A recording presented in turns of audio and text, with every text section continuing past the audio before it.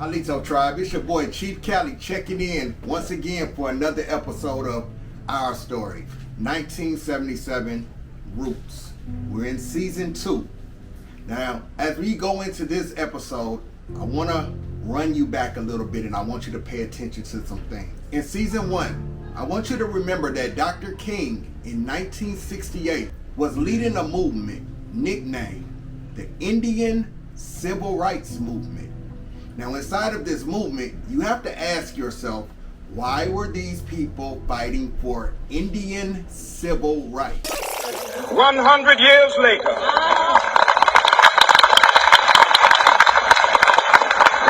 the Negro is still languished in the corners of American society and finds himself in exile in his own land. And finds himself in exile in his own land. Some people think you're crazy if you talk to yourself. I think you're crazy if you don't. Before the Pilgrims got here, we were here. The Negro finds himself in exile in his own land. Before the Pilgrims got here, we were here. Indian Civil Rights Act. Nigger refers to before the Pilgrims got here. What does that mean? Before the Pilgrims we were here. Wait. The Negro finds himself in exile in his own land. We were here. What does that mean? In his own land. America. His own land. Okay. So he's fighting for Indian civil rights.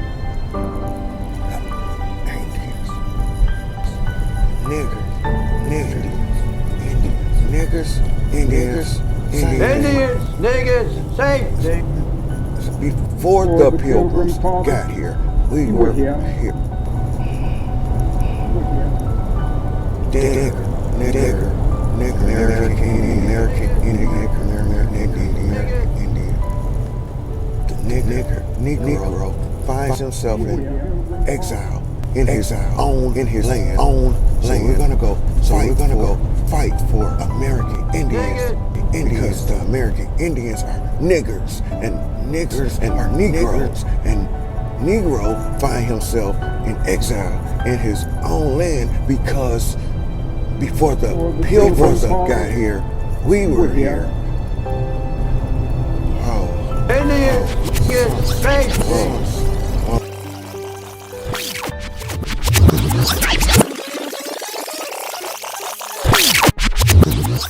The 1968 Civil Rights Movement led by Dr. King also came with a few very interesting nicknames attached to it.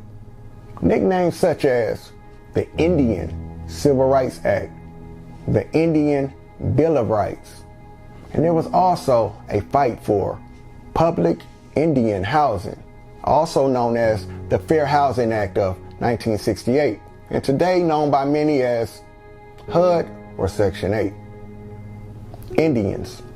Why was there such an emphasis put on Indians for the 1968 Civil Rights Movement?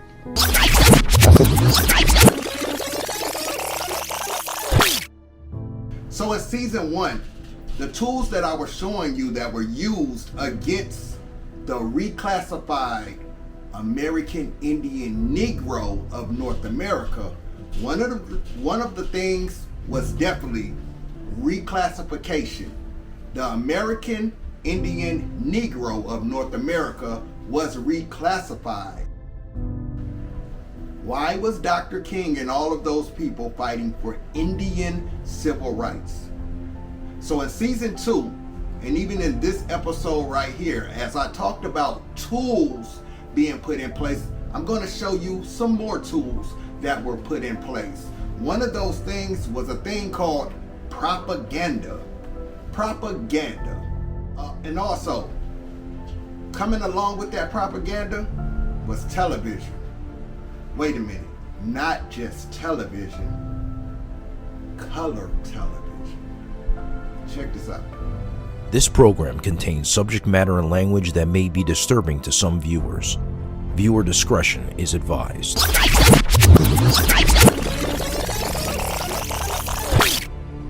Now let's look at this television and radio, or what they call media.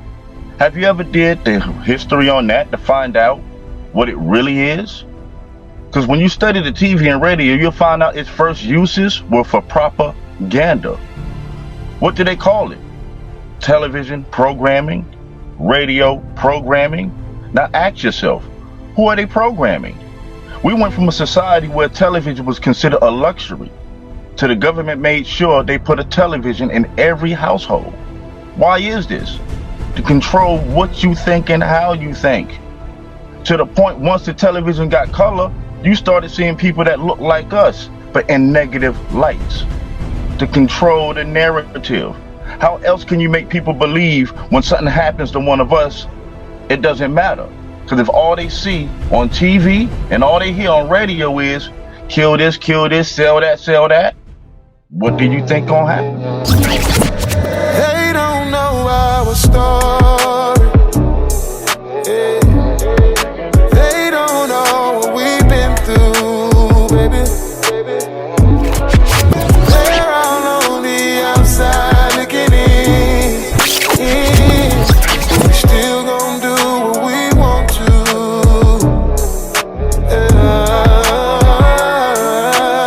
Touching conversations. A bunch of apologizing and explaining. But we live and we learn. Hey, I bet they ain't think that we would make it, but we overcame it. This shit ain't nothing to play with. Family over everything is still the same shit, and I wouldn't trade it for nothing. Nah, we've been through hell and back, but we're still standing. Standing on all 10. Hey, you know how we do it, we go all in. Yeah, it's us over everybody. It's about when it's trouble in paradise. Nosy motherfuckers wanna hear about it. Let's be clear about it. We don't make decisions based on their opinions. We can't expect, nor can we make them see the vision. As long as we know the business. Cause they don't know our story.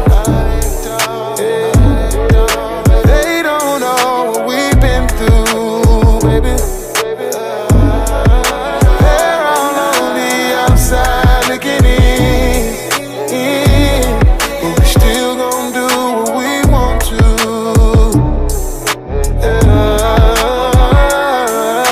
Never said it would be easy, but when you commit this shit, you gotta keep on fighting for who and what you believe in. Believe it, cause I ain't going nowhere, baby. I'll be here till the end of time. Take no chances, I won't jeopardize. You know I won't, cause true love only happens once. I know my past ain't pretty, yeah, but she still ride with me, yeah. You see, this ain't for everybody. I when it's trouble in paradise. These nosy motherfuckers wanna hear about it. Let's be clear about it. We don't make decisions based on their opinions. We can't expect, nor can we make them see the vision. As long as we know the business. Cause they don't know our story. They don't know what we've been through, baby.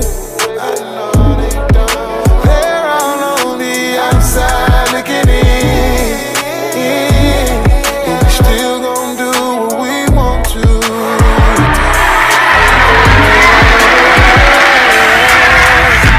I'm free, y'all. I need everybody to repeat after me. I am a revolutionary. I am a revolutionary. I am a revolutionary. I am a revolutionary. I am a revolutionary. All right, so picking back up on this war on drugs, right after, at the tail end of the 1968 Indian Civil Rights Act, then here comes the media propaganda captivating us with us being able to see ourselves in full color on television. And basically, the word I'm looking for is glorifying their war against us. Namely in that show, Good Times. When you're young and you're watching it, you're captivated. You're seeing, the brown faces, these indigenous people who still, you can still see a lot of our culture with our hair, and we're captivated by that, right? But in hindsight, what was good about a family of 5 squeezed into a 2-bedroom apartment? What was good times about a father who loved his family but was frustrated, being a skilled man and not being able to protect his family and financially provide the way he wanted to? What was good times about even the different, it was like a self-fulfilling prophecy, because remember, drugs were not like that in our communities. We didn't bring that in. That was something that was placed in. So it was like, it became movie time. We had so much violence. Somebody got shot, and then it was the so-called hoodlums at the corner. Different social situations that they covered in Good Times. But what was good about that? There wasn't nothing really good when you think back to that. But they, it's like we were forced into this self-fulfilling prophecy. In other words, we were just being moon blinked into this is who we are, even though that really wasn't our reality, but it was becoming our reality because of what the government was actually doing. And our elders said, with those 3-letter organizations that were infiltrating, drugs and confusion and disorganization in our communities. But you take Good Times and basically telling us this is who we are. And this is how we're living, and this is how we have to live. So it's kind of like a self-fulfilling prophecy. And we're sitting here watching this, sitting on the edge of our seats, like, when are we ever gonna, when will the family ever be successful? And that's the mind-boggling part of it, because you never really were. And that's so hateful. And that's so evil for them to do that. In other words, we're never really gonna, just when we think, the family, got ahead, something came back and took them. And that's the mentality that they want us in. Every time we think we're gonna get ahead and we're gonna get free and we're gonna be able to take care of ourselves again and, walk as who we are as a people, it'll never happen, because something is always going to pull us back. It's always going to be a loss of a job. It's going to be the loss of a loved one, a caretaker in the home. There's always going to be some type of social disorganization, a family dysfunction, that we're never really going to get ahead, and this is all while they're still promoting even the spiritual conflict within the family in Good Times. When mom was really heavy into Christianity, but the father was like the voice of logic and reason, how does this working together, when we're suffering the way we're suffering, and we're honest people. This was an honest family, right? This was an honest, hardworking family, but look at the conditions of how they had to live and accept it. And then, mom is, with the picture of, Jesus on the wall. It's mind-blowing.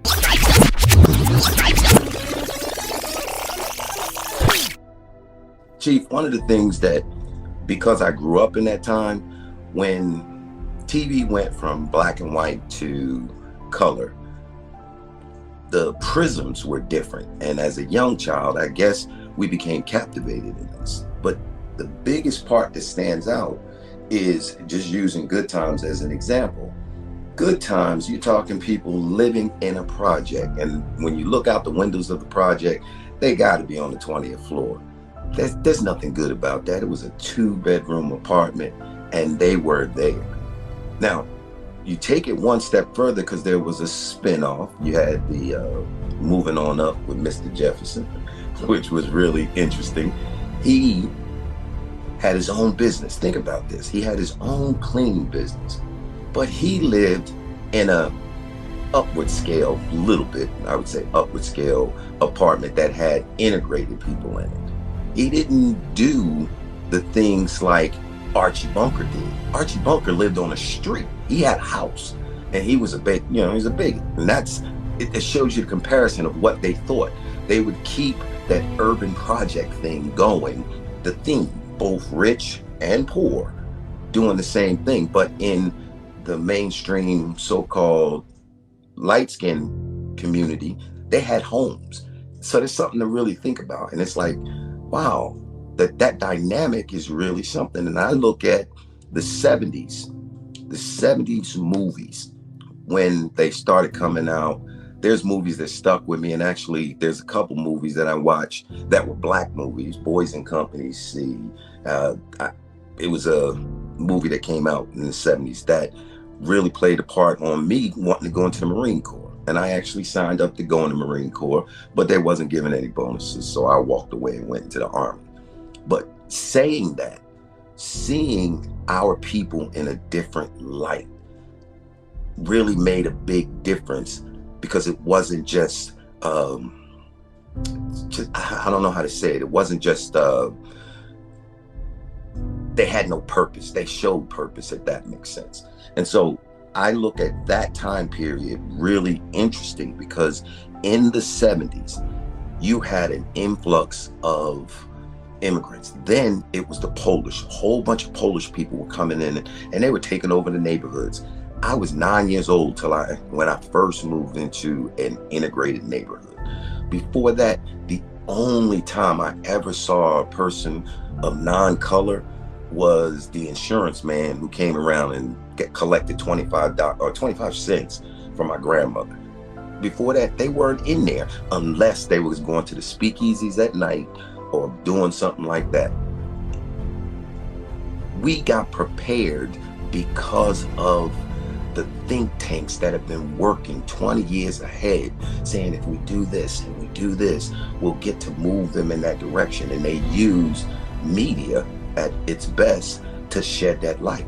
And unfortunately, today, because of our education, or if we want to call it that, we're looking down on those 70 era movies and TVs. And I would have to say the TV Good Times and things like that, they were written by black members in the back of a white guy who wanted to pull that humor out, or a certain type of humor.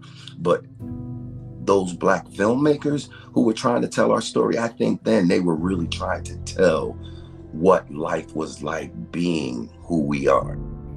When you compare Good Times to the Jeffersons, something that my brother Shadow said is, you're still in this project, right? You're still in a brick prison. Both lifestyles, you still were in a brick prison, right? It's just that they were showing us that, with this mentality and with this lack of education or whatever, or skill, this is the prison that you have to look forward to living in. But if you behave a certain way, we'll give you a better spot in the prison. So when we kind of look back in hindsight, what a mind job that is, right? That they targeted us into these projects, like you said, the ghetto hood, and then it's the so-called posh high-rise, but you're still in a project because it was a project. This is all a part of COINTELPRO. This is all a part of the war on drugs. All of this is, wrapped around in this project, and how they can socially re-engineer our minds about us and what they can do to change our minds, alter our viewpoints, and to get us away from that family network. One thing you did see in Good Times, they were still the family. You still had the mom, the dad, the brothers and sisters in the house. You still had the extended family, was the, even though, you had the annoying neighbor, but you still had, there was still a feeling of cohesiveness, that there were still people who stood together on certain issues or protected each other when they were up against violence within their own brown on brown, right? But when you move over into the Jeffersons, if you behave a certain way, you actually became isolated from the community. Now you're moving more into your ego self. It's all about me, what I can get. And you didn't really see that connection. Of course, Weezy, she was doing her little, her charity work.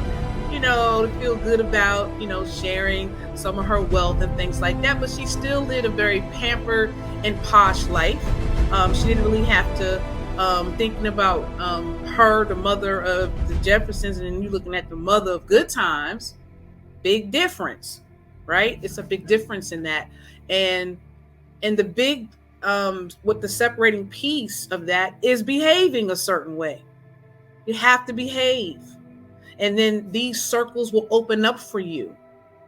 You can get out of the Good Time project over here, and we can get you into this high-rise project over here if you behave a certain way and you can live a certain life. And when you look at that, that's also showing the breakdown in our community and thinking about each other cohesively as a people. And that's a problem that we have today among us, is that we don't really look at each other as family anymore, as a nation of people really belonging to America. Because all of Turtle Island, we were all over Turtle Island. And, these shows that were, captivating us to re-engineer our thinking and our mind about ourselves really took us away from thinking about our cohesiveness as a people and as a whole, and just, pushing us toward just, I'm gonna be all about me, what I can get for myself and my self-wealth. And if I'm doing this and doing this, well, you must be doing something wrong if you still in that project in Good Times. So it's criminalizing, it's criminalizing poverty. It's criminalizing, social situations that were not caused by us. And if you're still sitting over there in the project at Good Times, you're not up here in this high rise, well, it's your fault.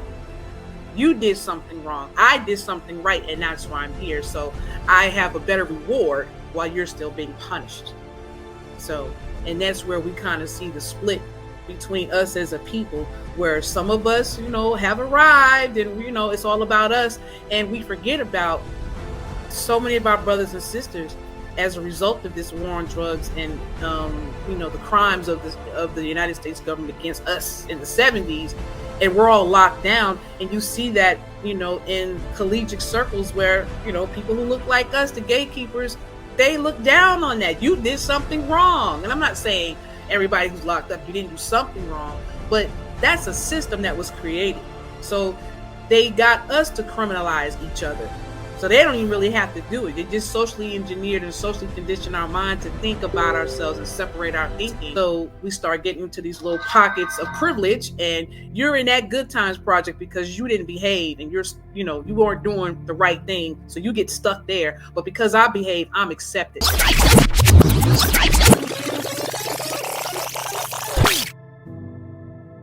It wasn't until the 70s that the TV could be even used in a way that was useful to really turn people away from it. Because before that, everybody didn't have TVs. But once we get a visual on our celebrity influences, that's when Say It Loud, I'm Black and I'm Proud came in. Then all of a sudden, now you Black, now you from Africa, now you from all of these things that you weren't being taught in the school to your grandparents or your parents, for that matter. At that time in the 70s, their parents weren't even taught that they was from Africa. Their grandparents definitely wasn't taught it.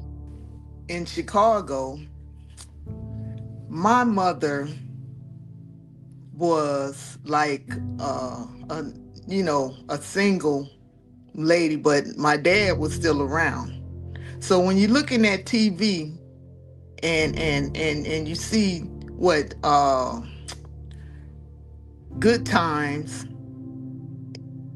and you see how he was in the house, but then the welfare people, the social work, it's like you could relate to all of that. So they were putting you in that type of scene. But at the same time in Chicago, we were staying in Greystones. I don't know what you know what a Greystone is. My mother always had us staying in the best places. Sometimes we would get put out, or she'd lie and say that it's only 2 children and it'd be 5 of us, so we got to move now. But then looking at those pictures and stuff, on TV, they start putting people in projects, and they thought that they had arrived. But now they could implement education into our indoctrination. You know what I mean? The education ain't necessarily meaning you smart. It just means you being taught something. You're graduating on whatever segment of information they want you to push forward in their agenda. And now you can educate people in school and tie it to their subconscious identification with all of the stuff that they're seeing, all the stimulus information that they're pulling in from the TV, from whatever it is that they dealing with at the time. Now you got people who have a cultural identity that has nothing to do with them, but is woven into their subconscious and their emotions. And it take a significant jump outside of cognitive dissonance to be able to get over that. And most people ain't willing to do that, or at least they hadn't been leading up until now anyway. So when they had, I can't remember the light-skinned brother from New Jack City, when he was talking about I'm black and I'm proud, and you had James Brown getting in on the revolution, but you got all these people believing that they from Africa and believing that they got to represent a motherland in some way, fashion, or form. Now you got all the average and normal people feeling it the same way. And that's what y'all trying to overcome to this day, is trying to educate the brothers and sisters as to who they really are. While you also trying to get over the bootlace type establishments like Tariq Nasheed and all them cats got, who was saying that they was from Africa, but then switched up and was like, oh, well, we foundational Americans, without giving people like y'all the credit for all the legwork that y'all were doing prior to them saying these types of things. And that's also, you know what I mean, it's all a byproduct of the usage of media to steer people's minds, because they know if they got the crowd and they got the minds and the hearts, they can not only steal your work, but then on top of that, they can steer that work wherever they want it to go after they get people on board. So the impact of television, remember, when you're laying in the bed at night, when you're driving to work, when you're laying out on the grass in the park somewhere, you have thoughts, ideas, images, your imagination comes across your mind. You can see it. This is a natural thing that happens. So you've heard of people who can fix and do things. They map that stuff out in their mind. The TV came to replace that. And why it went to color is because the world is not black and white. So you ever notice when you see an old image like in the, say, 1930s and 40s, and the images in color, you like, wow. Because you always used to see that image in black and white, but now it's colorized. It gives you a whole different feel of of everything. That's the impact of television. Your thoughts, your ideas, the television came to replace that and give you the ideas that the TV wants you to have in your mind. That's why people are so dumb today. They don't figure out things themselves. They go to the TV or to YouTube. Everything is you. You can figure it out. And don't your mama always tell you when you were the babies? Don't the mama always tell the babies, you can figure it out, you can do it? And mamas are always doing that. That's the significance of TV, to take what you thinking, your imagination, away from you. So the impact of television, hip hop media, the propaganda of it all. So when I think about the word propaganda and what it means is to set things in motion, to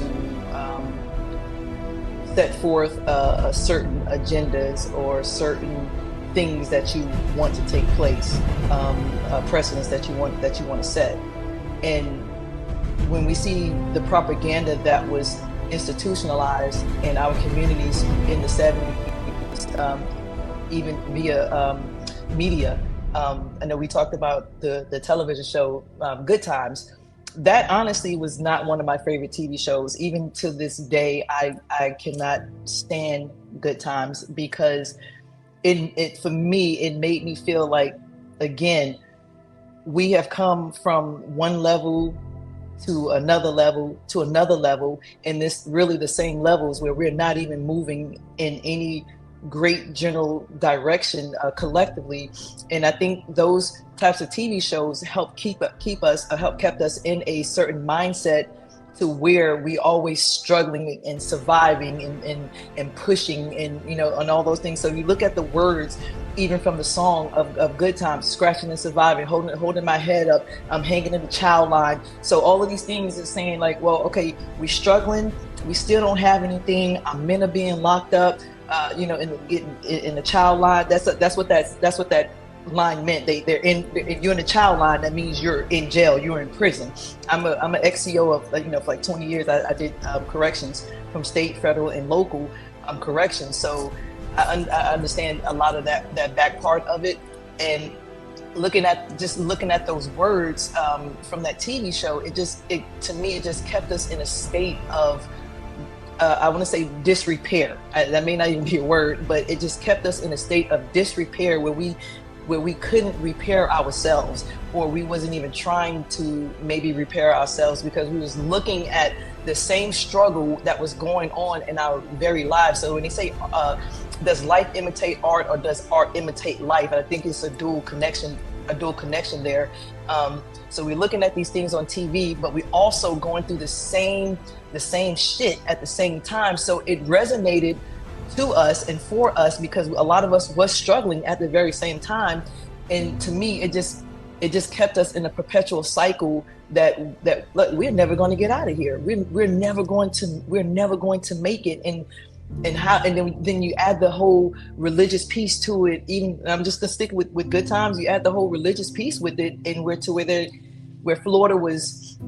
She always looked to this white Jesus to save her, to save the family. When you had your husband right there, who was the breadwinner, who was getting up every day providing for the family, but yet you look outside of your own source to another source to help you, bring you out of your own situation. And I think again we're still in that very same boat in the TV shows, in the movies, like such as Roots. I never watched Roots. It never resonated with me because I just knew I didn't come from Africa. Like I had no ties to this whole connectivity of being enslaved and things of that nature. Not saying it didn't happen to people or even to whatever happened, but that didn't resonate for me and for my family and for what I understood things to be. And when we look at certain TV shows and certain movies, and we think about the word propaganda, well, we can really see and understand that these things were set in motion intentionally to keep us where we are and how we continue to live. Have there been some shift and some changes in small pockets across the community, in our Black communities? Of course, but for the whole of us, we're still struggling and surviving. We're still hanging in the child line.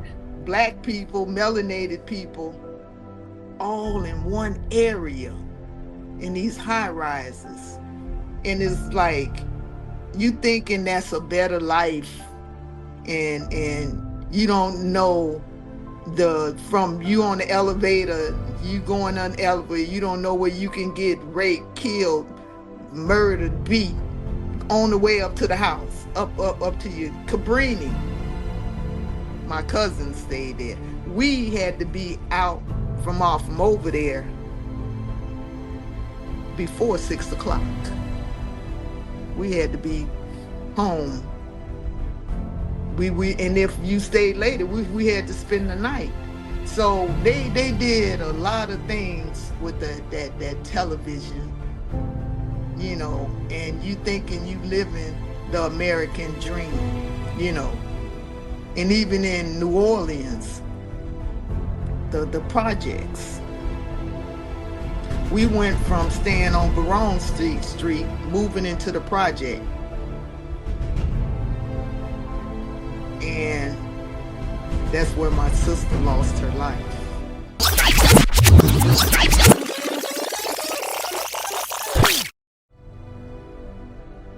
And niggas be having 80-inch screen TVs in their house. They can't tell you nothing they thought of. They can tell you about that TV. And so that's why all on TV, everything is damn near controlled. Sports, betting. Remember that you used to couldn't bet on TV. You used to couldn't control alcohol or have alcohol commercials on TV. Now you can. What does that do to the mind and the imagination and what you're thinking about? It puts in there what they want you to have, not what you're coming up with. So that's the impact of TV. Whatever you thinking, because the Negro black, they don't believe in thinking. Nope, I'm not doing it. Everything they get off of the TV. That's why they sound so dumb when they talk. TV, radio, the same way. Don't you hear stuff too? You can hear stuff. You can, somebody that's passed away, you can still hear their voice in your head, can't you? Yep. The radio, all that stuff is to control you. That's how they know what you're going to do. That's how they got what they call it, Nielsen ratings on the TV to see how many people watching. Special report on eyewitness. All that's to grab your attention and to have you think the election. Well, all that on TV, people going crazy off of what they saw off TV. None of that shit is real. So that's what the TV is, to whatever thought, whatever ideas you have, the TV is there to replace that. They slap you in the face on your TV shows. You grow to love them. You got a family living in a 2-bedroom apartment. How was that good times? So like you were saying about good times, James wasn't supposed to live in a house, but that wasn't never hit on the show, or at least I don't think it was, because I wasn't a big fan of it like my mother was. But that's another thing, and that's what I was saying about TV earlier. It implants thoughts and ideas in your mind that's not real. Because you're right.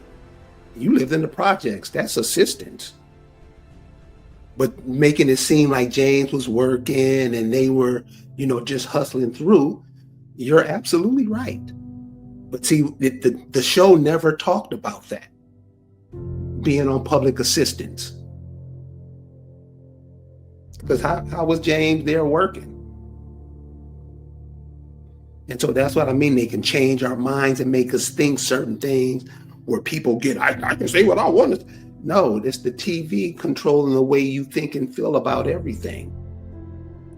You lived in a place where the white dude had a wife that was way finer than yours. See, that's what TV does. That's how TV programs you. Because you got brothers, you listen, dude, where I'm in Alabama right now, and I talk to these little young brothers, 25, 28 years old. They say they will never mess with a sister. Never. And I'm like, why not? They all on Instagram or these programs or these apps where you can walk around naked and all that. He say they're not with it. And they say, and these cats are just getting out of college. And they say, oh, you should see what's going on in college. And I know that's off the subject, but yeah, what you just said about living in a high rise is the same as living in the projects. See, you pick that up. You pick that up on the TV is making you think that you're doing something. You're not. You're still living away from your natural habitat. Just like I'm saying, and everybody said that. I know white boys that'll say, oh, Tom had to find his wife. And in real life, isn't her son living that lifestyle? Today still. So it implants things in your minds, and they'll have the parents do it. The parents hand it off to the kids, so on and so forth. That's how it's done, especially with these fraternities, sororities, and all this stuff. We're in the 70s now. This is where things are moving into more black. Black this, black that, even black exploitation. But we'll deal with that later.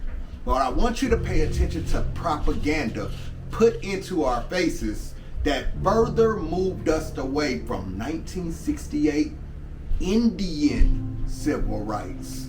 Now you're in the 70s into the pro-black era, the Afro this, Afro that era. Yeah, and we're watching ourselves now on color television.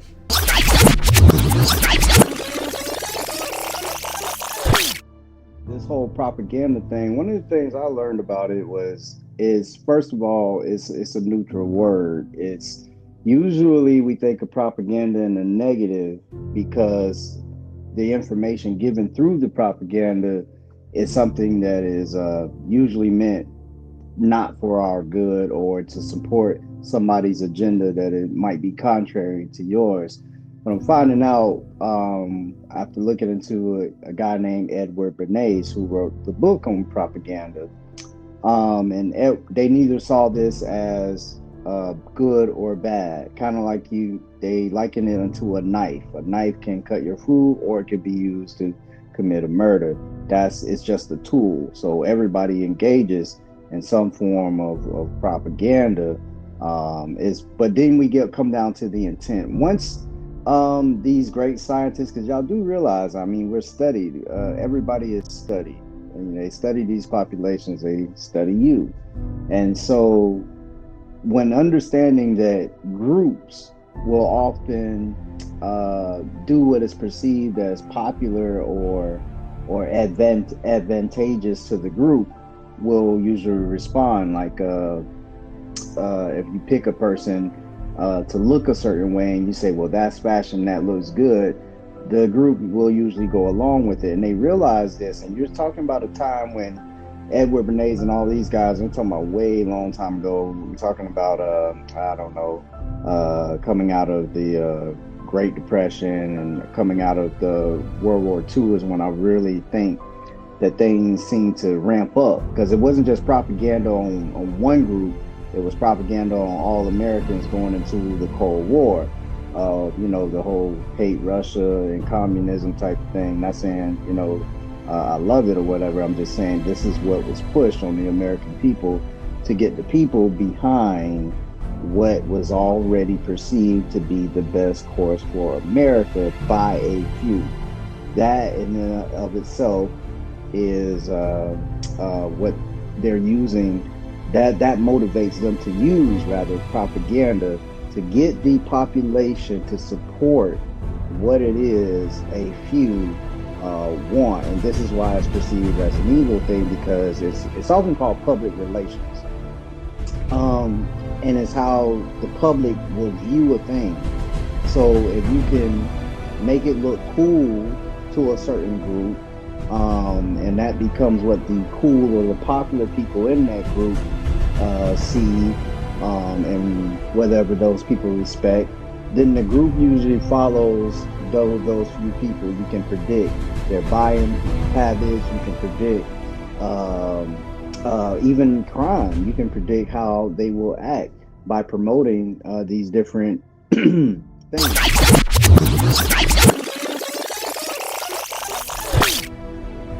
So the way that they brainwashed us and with the TV, it looked like everything that came on TV, you had to have it. Whether it was the washing powder, the shoes, the commercials. And they really didn't even have that many, melanated people in the commercials. But you still had to go, have that, the things that they were advertising on TV.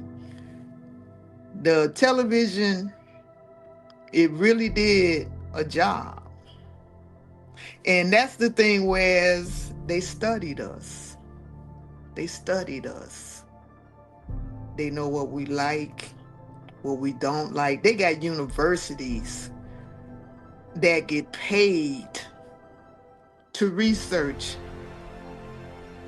what we like, what we don't like, anything dealing with us.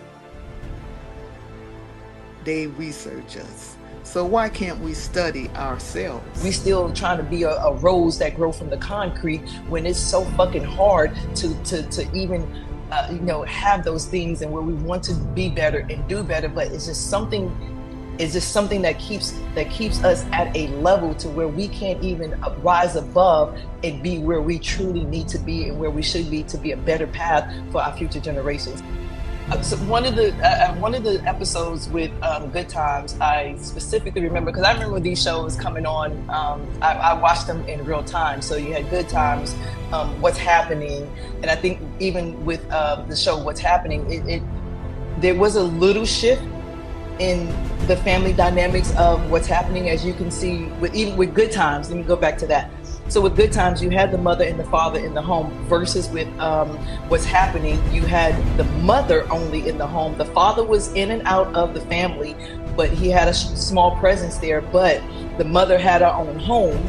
She wasn't in the projects, as versus with you had the husband and the wife in the projects, but you had the single mother in the home.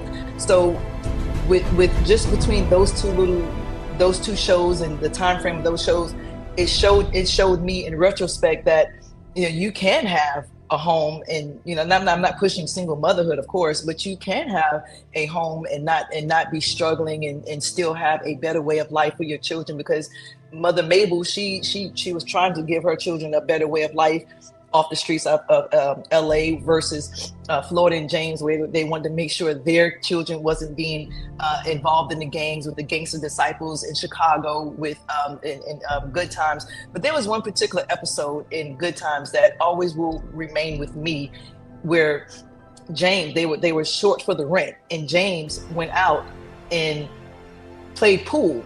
He hustled some pool players to get the money up. And then when he got home to give Florida the money, she immediately thanked Jesus. And that stuck with me all these years. Even when I didn't understand it, it stuck with me. Like, how can we give thanks to someone else or something else when you see me struggling? I'm right in the pocket struggling right along with you. And it just reminded me of even my own parents and how the church became more of the father or the parent in the home versus the parents being the parents in the home. And again, I'm talking about from the 70s, because we got to remember that it's coming from the street to the church with the pimp and hoe mentality, so that it reigned supreme in the homes as well. And when I think about how Florida, she just disrespected James in that manner, and how we continue kind of to do the same thing with each other. We look outside ourselves. I hope I'm not going off topic too far, but even with those two, with that episode, and then looking at What's Happening, and then we started looking at other TV shows that was coming up throughout the ranks, where you had the Jeffersons, where you saw another shift with the Jeffersons, and you saw another different shift with the Cosby Show, where they was bringing back the family unit, but this time they was bringing professional people back. So even me looking at the Cosby Show, I was about maybe 10, 11, 12 when that show started coming on. And it just made me feel good to see people who look like me, who can aspire to be a lawyer. And because of that TV show, I wanted to be a lawyer. I wanted to be just like Claire Huxtable, because she had grace, she had class, she had, she can cuss you out and you just sit there like, yeah, I deserve that. She just had a way with words that she gave to people, and I kind of modeled myself and wanted to model myself after her, around her, because of how she was with her family, with her husband, and how Cliff was with his family, with his children. And I just remember, and I'll yield here, I just remember with Cliff one time, with how he treated his children, and then versus how I look at how we treat our children, or how maybe we were treated growing up in the 70s and maybe late 80s, where we still was getting remnants of maybe beatings from belts, extension cords, or whatever have you. Again, that's that same pimp and hoe mentality. But I think when the Cosby Show came up and then A Different World started coming up, it really shifted and changed the dynamics to say, hey, you know what? We are better. We can do better. We can be better. Let's get back to where we was originally trying to go with our communities. Now, there's a catch-22 with the Cosby Show and in A Different World at the same time, because now you're going to start bringing in the Divine Nine, the HBCUs and things of that nature. So it was a catch-22 at the same time with those TV shows. It was a good in it, and then there was also that bad part of it, because it started bringing people into HBCUs, which is ran by a whole nother different propaganda, which is ran by a whole different set of rules. So we started going back and looking at the Divine Nine and who they were and where they come from and how it all started, and we started looking at those things. So it was good, and then there was also I feel that it was also some negative attributes that came along with it at the same time.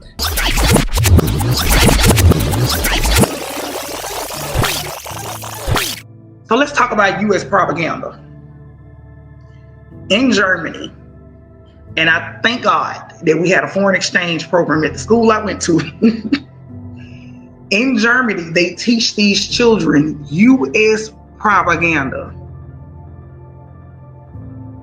The number one way that they got to our community was through the music.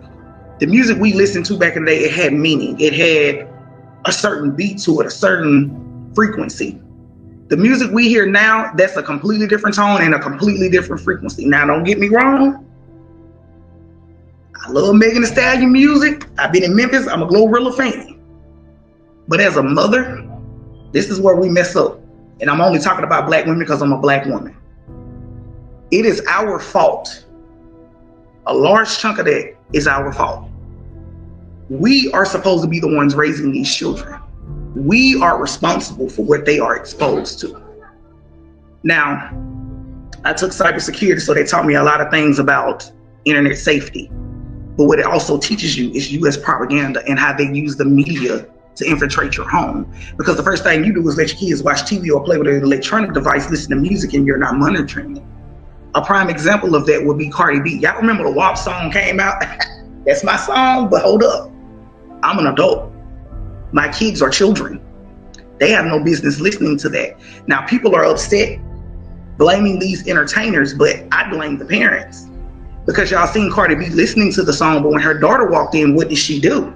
Turned it off. That's called parenting. If you were parenting your children and paying attention to them instead of being distracted by what they putting in your face out here, you will see what your children are listening to. I monitor everything that comes on a television screen, a computer screen, or a phone screen that has my children involved.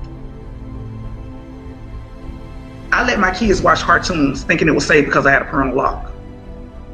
This is U.S. propaganda, and I'm not picking on the LGBTQIA plus community. As a 6 and 8 year old, they like to watch cartoons. One of their favorite cartoons used to be The Loud House. I have no problem with that community. I got uncles and cousins, baby. Can't tell them nothing. But one thing they don't play is doing it in front of them kids, because that's a sexual preference.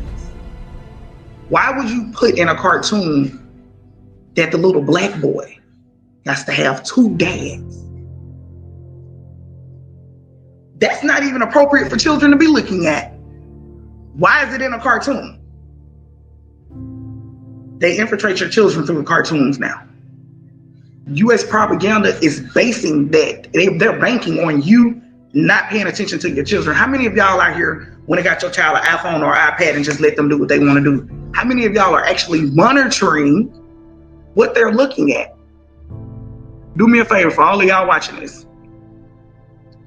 Just pay attention the next time your child got the iPad or iPhone. See the things that they can access, things that you will be like, wait a minute. You shouldn't even know what that is. How do you think they know? Television, radio. If you monitor your children, U.S. propaganda isn't a thing. My kids don't know what certain things is because I'm home. I understand how U.S. propaganda works. I understand how y'all infiltrate certain things and you place it in the media. Because now through my grown eyes, I can look back on certain things I looked at as a kid and say, I have no business, absolutely no business listening to that, looking at that, or watching that. I grew up with my grandmother. She loved Prince. I told you they got to us through the music. I had no business listening to Prince, Purple Rain, I had no business listening to that as a kid. But my grandmother didn't let me listen to it. So now that I'm grown, they have no business listening to certain music or watching certain television shows. Monitor your children. I don't fault the U.S. government for that. I fault the parents. More specifically, mama. I don't care how you look at it. I don't care who don't like it. Shoot it. It's our fault. We are the parents. We are the head of household. Every woman is the head of the household, whether your husband wearing the pants or not is the breadwinner. You are still the head of that household. Nothing functions without you. Do your damn job. And by this time, you're talking about leaving World War II, headed on into the 50s and 60s.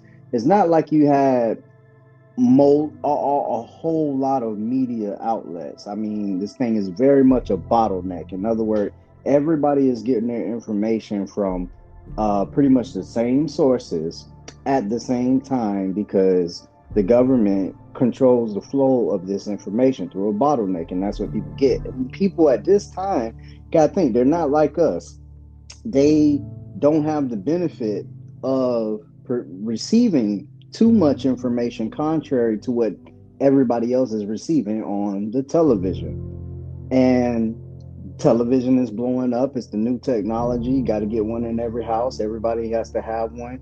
And therefore, whatever information you get will be from these sources, kind of like the internet starts to be for our generation. The only thing is with us right now is we have the opportunity to have access to different information, podcasts, things like this, what we're engaging in right here is getting out other information so that people can begin to perceive what's going on out here with that information. I said it that way because a lot of times we only see what's going on out here through one lens. Until you possess other information about who the indigenous people of this land might be, will you understand certain things said by a certain political candidate. You have to get that information out there. But propaganda allows somebody on the other side to not only give you false information, but they'll give you that false information and you will fight to keep that information that way, which sounds much like the Matrix. This is what the agents were doing. Like when they would overhear Neo or somebody talking, any random person overhear them, they could transform into an agent. And this is happening today, and we don't realize it. We see it a lot with this past election by the things that are said. Let me give you one clear-cut example of propaganda. When you cater to a group, everybody clearly sees CNN is blue, Fox is red. And these are some of the two main sources of both sides, and they're going to push their agenda. It's propaganda, even whether it be true or false. I'm just saying you can clearly see that's propaganda happening because of those news sources. You literally have people that are in the echo chamber and they just hear this stuff over and over and over again, and groups will engage in what's called groupthink. That's you may not actually think a candidate is good, but once everybody in your circle expressively lets it be known that, hey, I'm for this candidate over here, you will tend to either hide where your true feelings are or just go along with the group because it's advantageous to be along with the group. And this is why propaganda works. It's not until you become a real independent thinker and consider all information and where it might be coming from, and being able to consider something outside of your emotions, just deciding how you view it or see it. When you're actually able to critically think about what's being put in front of you, okay? Because this this is what I think has really done a number on our people and leading into our music and everything. It's like even with the hip hop, it started off, at least from my understanding, it started off with a message, and then it slowly morphed into something else. And we even have, um, I believe he was a member of Bone Thugs and Harmony. It was telling us how they've sat in these rooms and these deals get made, and they're trying to push the industry in a new direction. And when we look at it, it's like the one I mentioned earlier with the music. Oh my goodness, the music have you amped, and that too is propaganda, because again, you're studying. They realize when you glorify a certain thing, let's just keep it real, it's glorified. These things are glorified, but yet they are toxic to our culture. It is glorified in our music, sleeping with the next man's, not just his girl, his wife, and doing things like, come on now. When you look at it for what it is, let's just be honest, it morphed and has changed the value structure of who's coming up. And that's not by accident, because that it didn't start off that way, but it started to change to become that way. And you have to start looking at, well, who's in charge? Here we are with this great ability to create music as a people, but we are not in charge really of using that talent to make any real financial change in our life. They control it. It's another bottleneck. It's another tool of propaganda that you use to make the youth think this is what a woman is, this is what a man is.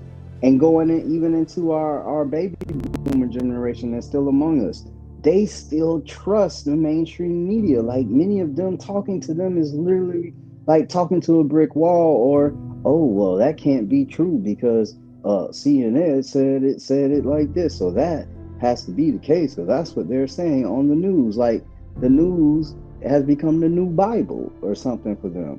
So propaganda is so huge. And this is the other thing I want to say. In the book, propaganda is called the invisible strings that kind of makes a person think or make decisions a certain way. And it's done well when it's done without the person knowing that that's what's being done. You don't even know why you're so influenced to do this thing, and you would probably have to get into study of things most of us aren't into. You probably have to get into studies of evolutionary biology or whatever it is that makes us act like this as mammalian species.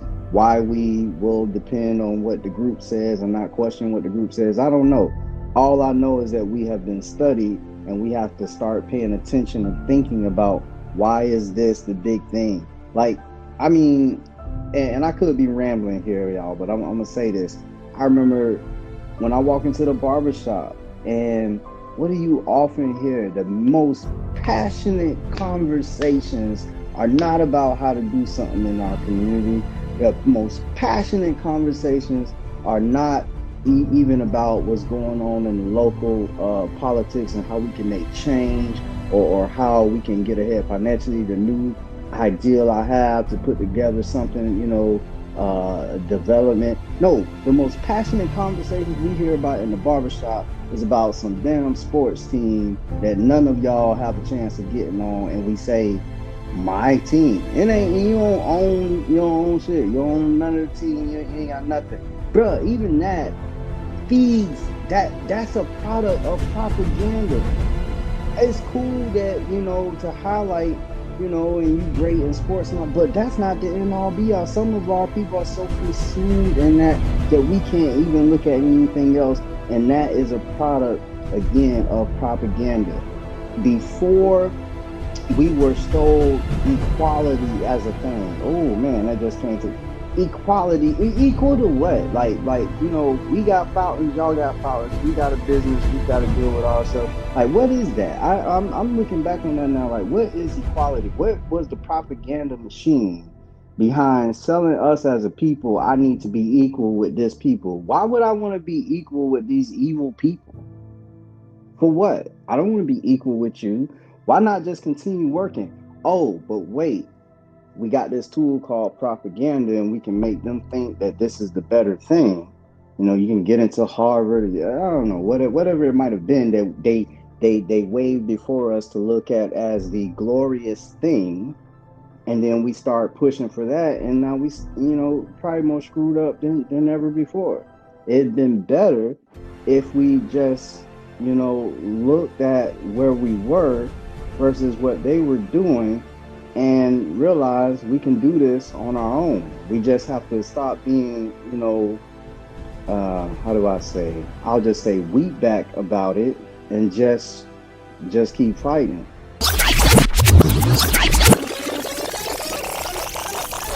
But it's the things that they did with that television that sometimes you couldn't even get a good night's sleep because you were still upset about that episode, and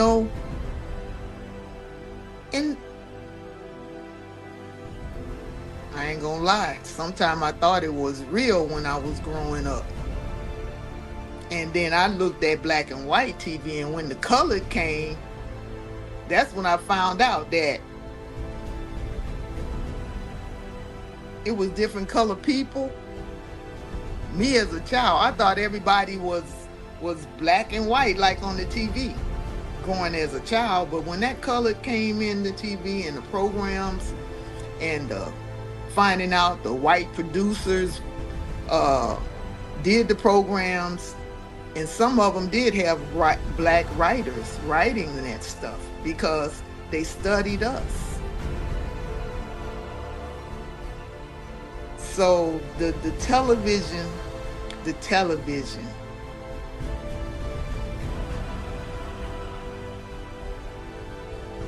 you got to teach your kids what's real and what's fake. And I wouldn't even suggest letting them look at TV now, because everything is so violent and so bloody and so violent. Everything's dealing with death. CSI, Miami, New Orleans, Pleasure TV. I don't even know. I don't even look at TV anymore. So.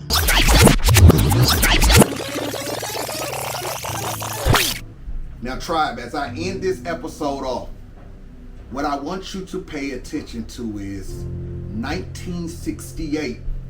Our people were fighting for Indian civil rights. And with every episode, I just want you to pay attention to things that are put in place and things that are being used against the reclassified American Indian Negro of North America. This is the purpose of season 2. We're now walking into the 70s after 1968 assassination of Dr. Martin Luther King, when he said these words: "We're coming to get our check." When he said, "This is our land." When he made it known that the Negro finds himself in exile in his own land. 1968, they were fighting for Indian civil rights. So with each and every episode, just pay attention to how they're moving you further and further and further away from Indian, and you're becoming everything else except for Indian. See you next episode. Our story, 1977. Roots is on the way. Peace.